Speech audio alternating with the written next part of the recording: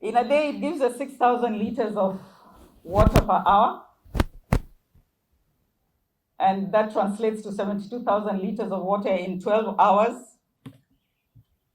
which is literally a quarter of our consumption for the whole hospital per day. So you can see the massive volume of water that we are going to be able to produce from this desalination plant. It uses solar energy, and I think the buzzword is now to go green and to use more solar energy and conserve on electricity. So as a hospital, we are going to be saving on our electricity bill, which had it been connected to the grid, our bills would have been much higher.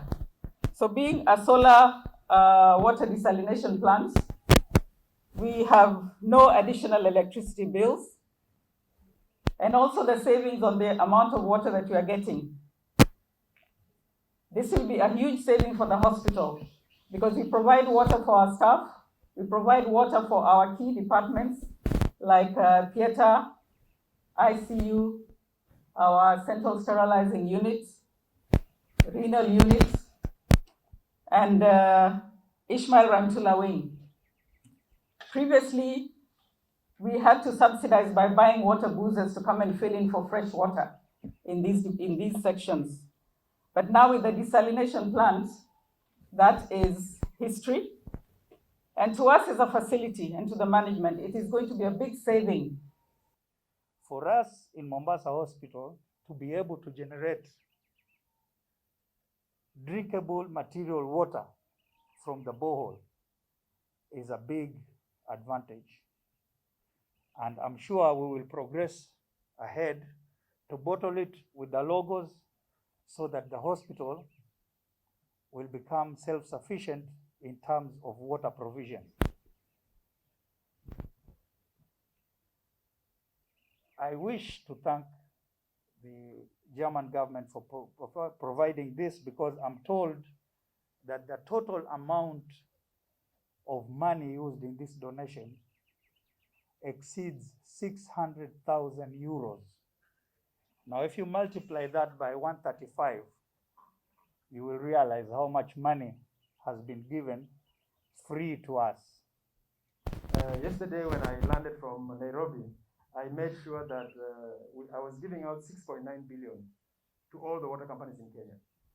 The first thing I did was call my office and say, ile pesa ya Mombasa imefika. So I know you have received out of that 71 million for the first 3 months. That I have done. And that's the initiative that the president, when he made an appeal, and we realized that fighting COVID, unahitaji maji.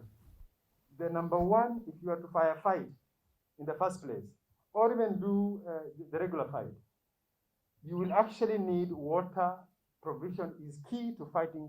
I think Madaktari wako hapa, Colonel and the rest will agree with me that it's actually number one in line.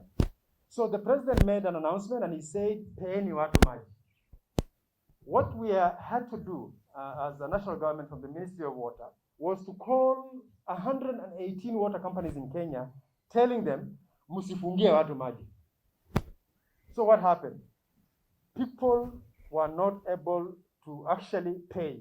Now, when the president and our ministry made that proclamation, they meant for wale watu wako kule chini.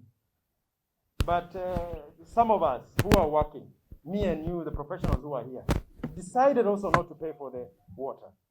That way, then the government came into the aid of the water companies because they were actually running down. And they are actually our frontline workers, and also the infrastructure that we have to provide water for this sector. That is why we were able to provide that 6.9 billion. We just gave the first 3 months right now, and hopefully soon we'll be also able to give the next money that will come in line. What is affecting the water sector in Kenya is governance. Number one, if you ask me. Number 2 is governance. Number 3 is governance. Number 4 is governance. Number 5 is now when we're looking for water issues. Let's be honest. And I want to urge the county government of Mombasa and also the Madaktari who spoke here. We are coming up with innovative ways of financing the water sector, and also the technologies that are coming up, like the desalination plant. that we have with Boreal. And I really want to thank Boreal because I always say that there's a story to tell, and I keep on repeating this everywhere I go. Hamed, I will walk with you with this journey. This capacity, this package that we are now talking about is delivering water to 28 key hospitals across East Africa, across Kenya and Tanzania. So now today in Mombasa, we have the Coast General Hospital, we have Mombasa Hospital and Jeffrey Hospital, the new hospital right at the middle of the old town, a very critical place in terms of water and drinking water. And this specific budget is also designated as part of the COVID-19 response budget of the German government. Because we know when anybody goes to a hospital, anybody goes to any health clinic, one of the very first ones is the hygiene drinking water. And imagine a health clinic and a hospital without a hygiene drinking water. And not just drinking water, you need sanitation water. And one specific scenario happens. Now we are in a time of the pandemic. COVID-19 has already affected every single piece and corner of our life. And imagine a hospital with a COVID-19 department, infection department, releasing water to either the nature, soak pits, or whatever. Another big part of the activities of this project is, actually it's not yet installed in this specific site, is treating the COVID-19 response wastewater before releasing to the soak pits, making sure no virus bacteria stay there. So this is the total picture of the project. But on the drinking water side, so we are manufacturing solar water desalination systems in Berlin. Pertinent issues touching on water resources. 17% of water resources are facing extinction. Shetty, CEO and founder of Boreal Light and Water Kiosk Limited. At this point in time, ladies and gentlemen, allow me to invite on stage consultants, staff of Coast General Hospital, all protocols observed. We are eternally grateful to the German government. Ladies and gentlemen, I'd like to bring on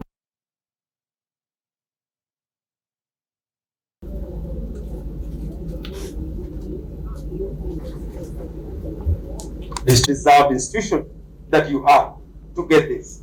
And now, as we go along, as you said, I'm being religious because with this pandemic, everybody has to hit the reset button. The scientists are trying, but also we also do need to do our own way of doing it. So I want to thank Boreal and my colleagues who are with us here, that we work together.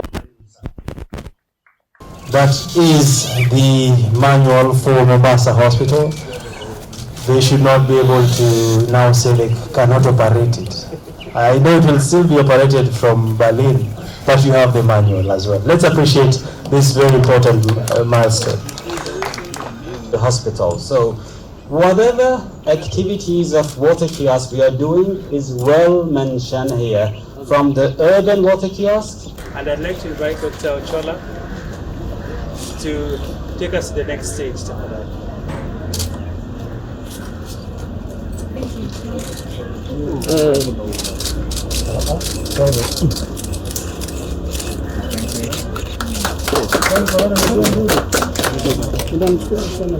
Makofi tena jamani. Behind. But the good thing, as I said earlier, is that it does not have chemicals. So it can be used to water plants, can be used for cleaning, can be used for sanitation. It does not have chlorine, does not have any environmental.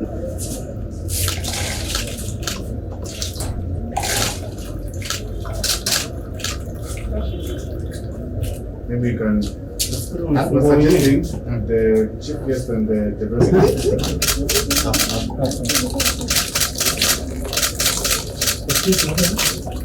From this angle, you get your face. Then the next one will go.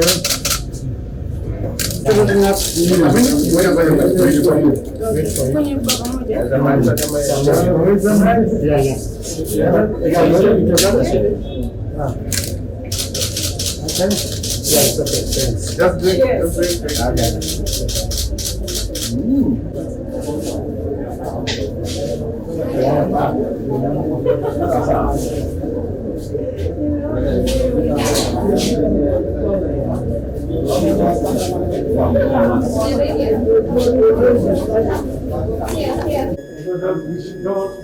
We should be able to use the water from the sea.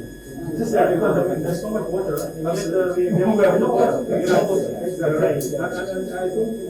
Here we have a pre-filtration where we have removal of sediments, soil particles, and any smell in the water. It's filtered here. Then it comes into the micro. Right, let's give them a round of applause as they do the official unveiling of this water desalination project, officially commissioned by Mr. Ismail Fahmy.